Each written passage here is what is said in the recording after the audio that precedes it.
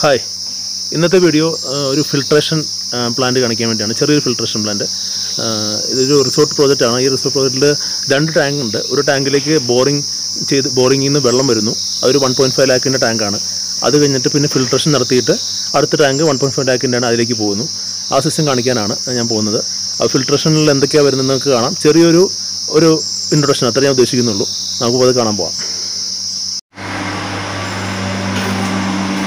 ഈ കാണുന്നതാണ് filtration tank.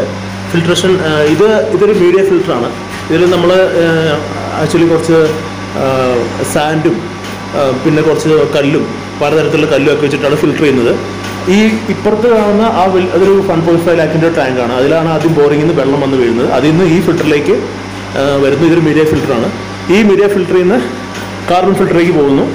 അതിൽ കാർബൺ കരിയൊക്കെ അടങ്ങിയിട്ടുണ്ട്. അപ്പോൾ ഈ ഫിൽട്രേഷൻ തന്നെ അതിലേക്ക് പോയിട്ട് ആ ഫിൽട്രേഷൻ കഴിഞ്ഞിട്ട് പിന്നെ ഇത് UV ഫിൽറ്ററാണ് ഈ കാണുന്നത്.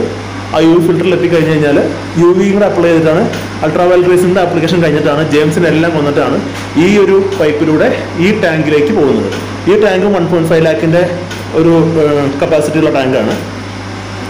അപ്പോൾ ഇതിലിപ്പോൾ നമുക്കിപ്പോൾ ഈ ഒരു സ്ഥലത്ത് കാണാം. ഇതിപ്പോൾ ഫിൽറ്റർ ചെയ്യാനുള്ളൊരു മോഡാണ്. ഇത് ഇൻലെറ്റ് വരുന്നു.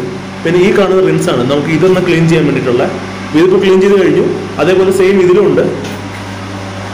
ഇതിലും ഇതേപോലെ തന്നെ റിൻസിങ് ഉണ്ട്, ഫിൽറ്റർ ഉണ്ട്. പിന്നെ ഈ കാണുന്ന പ്രഷറാണ്. ഇത്രയും പ്രഷർ ഒരു കീപ്പ് ചെയ്യാൻ വേണ്ടിയിട്ട് നമുക്ക് രണ്ട്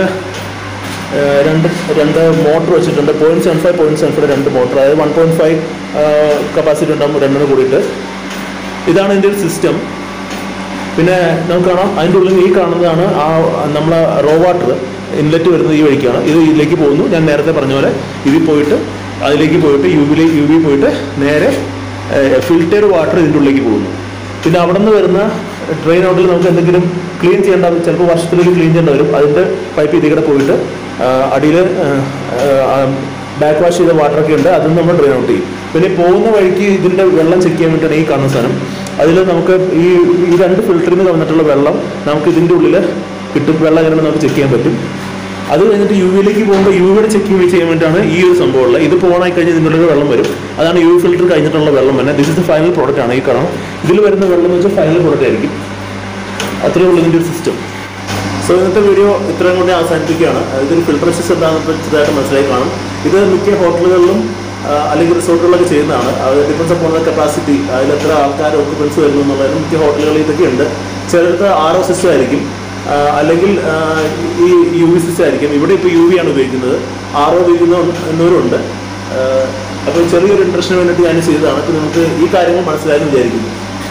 സോ എൻ്റെ വീഡിയോ ഇഷ്ടപ്പെട്ടവർ ലൈക്ക് ചെയ്യുക, സബ്സ്ക്രൈബ് ചെയ്യുക, ഷെയർ ചെയ്യുക. Thank you.